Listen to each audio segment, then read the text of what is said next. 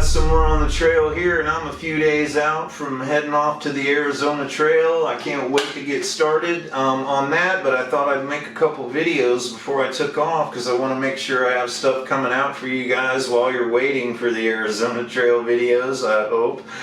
And you guys know that I've done the triple-O thing now, and whenever I did those hikes, I never left the trail for resupply. I cached on every one, and I did 3 caches on every trail. And on this last one, the Ouachita Trail, I decided to mix it up and try something a little different with my system, and that was I decided to replace these little ammo cans.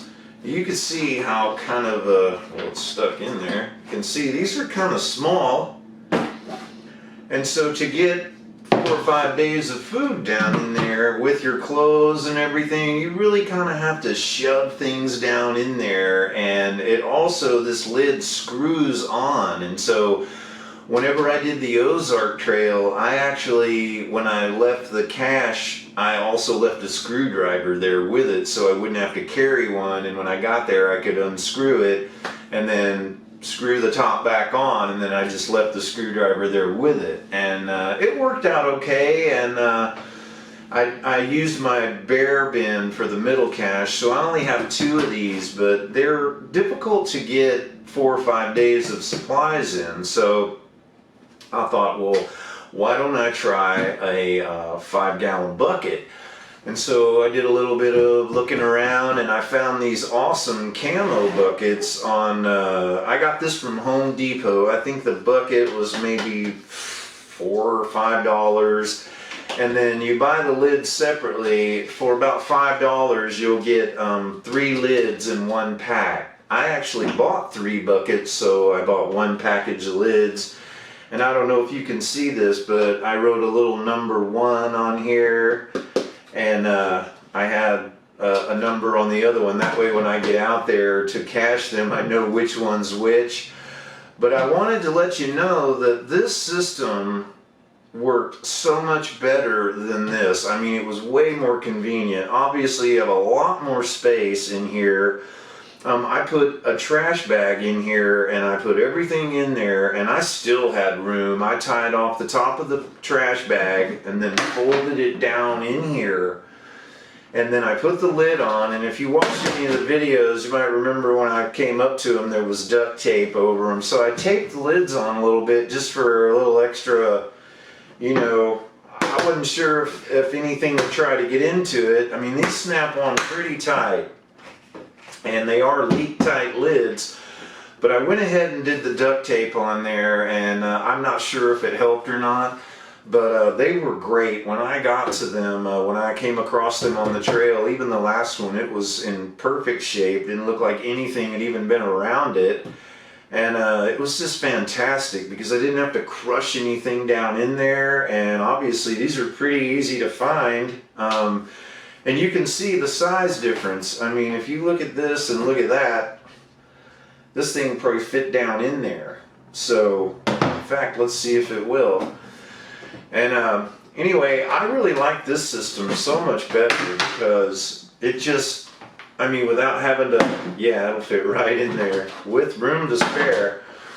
So this is definitely a superior way of doing it as opposed to this. This worked out well, and I mean, I'm glad that it got me through, but now that I've discovered this, and I'll leave links, excuse me, for this bucket and for the lid for you guys in case you're interested in getting one for your hike, but I would highly recommend it if you're into that. I personally don't like to leave the trail, especially the trails that I've done have only been like 200 miles long, and I don't, instead of wasting time trying to get into towns or to a post office, I just leave my supplies there. And the good thing about that is that I can leave myself clean clothes, I have extra battery chargers I can leave, and things like that. And so that's really nice when you're out for multiple days and you can get a fresh set of clothes every so often, and you'll be glad you did that if you use this system. But yeah, I think that if you're going to use the cache system, that I would recommend that you try this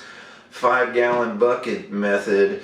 Now the bear bin is pretty big, but it's still not as big as this. This still will hold more, but yeah, and plus I didn't want to buy 3 bear bins. They're like $60 a piece, where this was, I think, you know, like $8 or $9 per bucket. So highly recommend this if you're looking for a way to cache your supplies and your food on a hike where you wouldn't have to leave the trail. And so, you know, I'd like to know, how do you guys, I mean, what do you do when you cache food? Do you have a system, or do you use buckets? I mean, how would you do it if you were going to do that? And, you know, what do you think about this system? Would you be, you know, open to trying it? Does it sound interesting to you? Anyway, let me know. I mean, let me know what you guys do. I'd like to know how you cache your food and supplies, or, you know, do you just leave the trail? And so, like I said, I'm about to take off for the Arizona Trail, and now on that hike, there is no chance I won't be able to cache 800 miles of trail, so I'm definitely going to be going into town on this one and getting supplies.